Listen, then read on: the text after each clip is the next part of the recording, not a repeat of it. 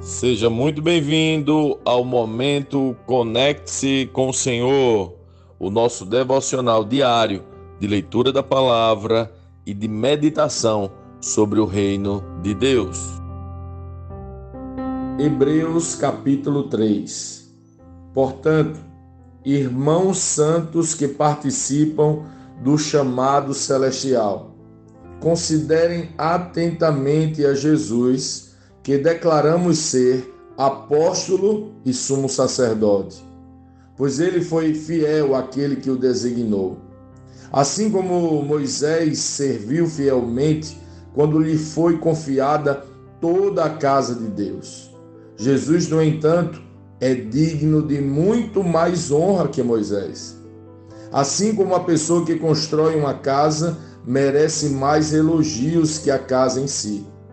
Pois toda casa tem um construtor, mas Deus é o construtor de todas as coisas. Por certo, Moisés foi fiel como servo na casa de Deus, e seu trabalho ilustrou verdades que seriam mais tarde reveladas. Mas Cristo, como Filho, é responsável por toda a casa de Deus, e nós somos a casa de Deus, se mantivermos corajosos e firmes em nossa esperança gloriosa.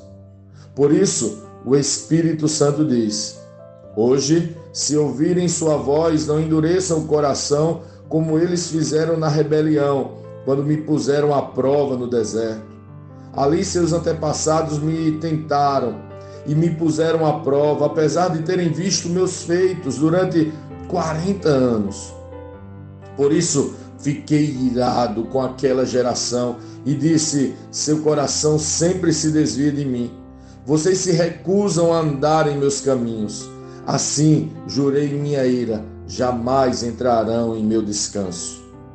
Portanto, irmãos, cuidem para que nenhum de vocês tenha coração perverso e incrédulo, que os desvie do Deus vivo.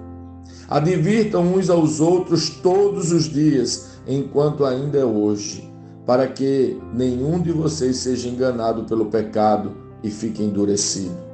Porque nos tornaremos participantes de Cristo, se de fato mantivermos firme até o fim a confiança que nele depositamos no início. Lembrem-se do que foi dito. Hoje, se ouvirem a sua voz, não endureçam o coração como eles fizeram na rebelião. E quem foram os que se rebelaram mesmo depois de terem ouvido? Não foram aqueles que saíram do Egito, conduzidos por Moisés? E quem deixou Deus irado durante 40 anos? Não foi o povo que pecou e cujos corpos ficaram no deserto? E quem Deus se dirigiu quando jurou que jamais entrariam em seu descanso? Não foi ao povo que lhe desobedeceu? Vemos, portanto, que não puderam entrar no descanso por causa de sua incredulidade.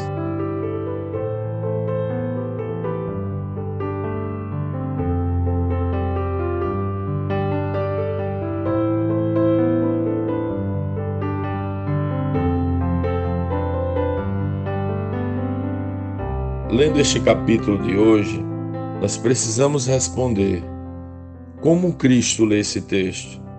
O que aprendemos nele? E que aplicações práticas esse texto deve trazer para as nossas vidas?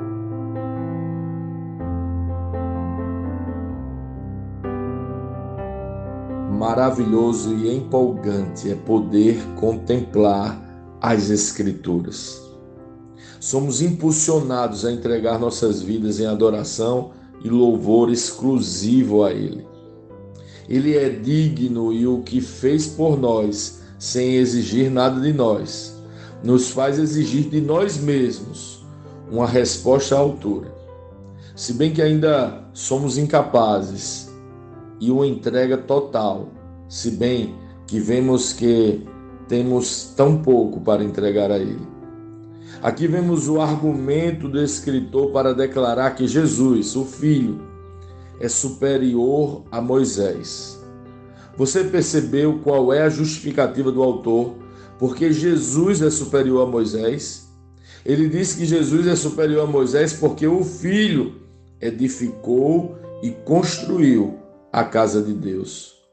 Perceba que neste capítulo, o fato de Jesus ter construído a casa de Deus é o argumento para declarar Jesus maior que Moisés.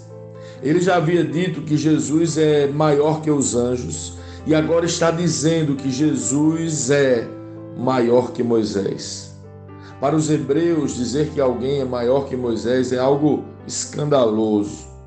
Eles só consideravam Deus maior que Moisés. Sim, Jesus é Deus.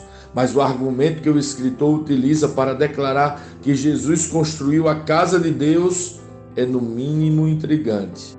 Moisés serviu a casa de Deus, mas Jesus a construiu. Porém, o que ou quem é essa casa de Deus? O verso 6 vai dizer que nós somos a casa de Deus que Jesus construiu. Nós somos a obra que testifica a grandeza de Cristo. Nós somos o fruto do seu trabalho árduo, do trabalho do Filho que testifica a sua própria grandeza.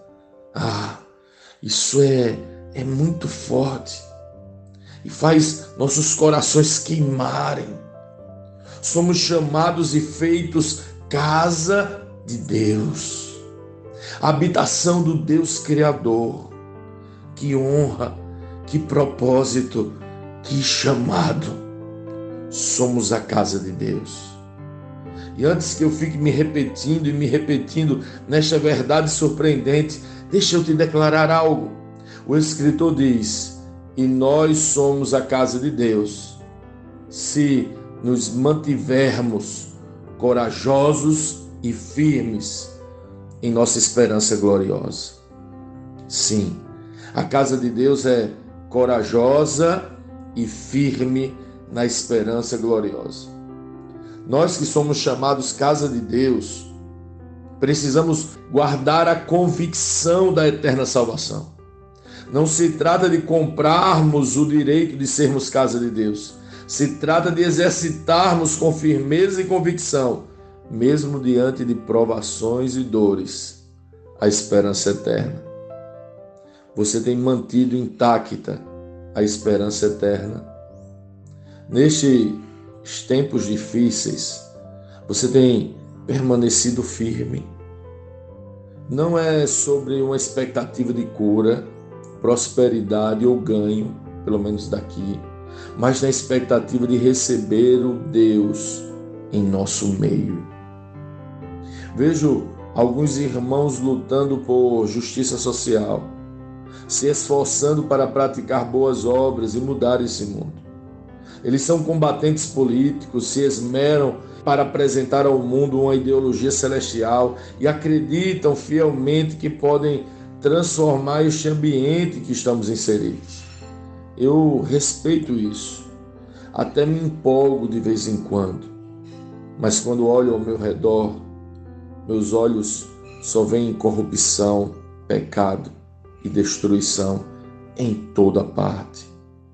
Penso que a casa de Deus precisa guardar intacta a esperança eterna. É nela que está nossa fé, nosso esforço, nossas expectativas, nosso gozo, nosso ganho, nossa recompensa. O escritor aos Hebreus nos alerta: cuidem para que nenhum de vocês tenha um coração perverso e incrédulo. Advirtam uns aos outros todos os dias, para que nenhum de vocês sejam enganados pelo pecado e fiquem endurecidos. Porque se nos tornamos participantes de Cristo, se mantivermos a confiança. Perceba que devemos lutar e nos cuidar de nossos corações, para que o pecado não nos roube a verdadeira esperança, para nos manter firmes e confiantes de nossa aguardada e completa redenção. Perceba aqui o nós neste processo. Advirtam uns aos outros. Irmãos, precisamos viver numa comunidade de fé, onde continuamente sejamos lembrados da nossa gloriosa esperança. Somos participantes de Cristo, somos o corpo de Cristo, casas de Deus. Renovem sua esperança hoje. Ele perdoou os nossos pecados, nos fez sua casa e em breve virá habitar nela. Essa é a promessa. Esta é a revigorante esperança. Por ela nos levantamos hoje e aguardamos ansiosos e convictos, dizendo: Maranata.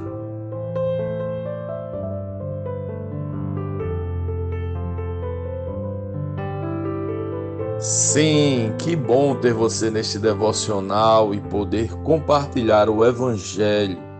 Mas, como sempre dizemos, o texto de hoje, o texto de cada dia, tem muito mais para oferecer, muito mesmo.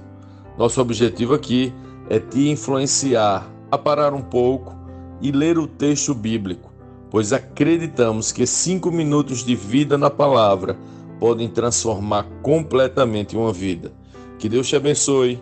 Leia, medite, comente, pergunte e adore o Senhor no seu lugar secreto. Conecte-se com o Senhor.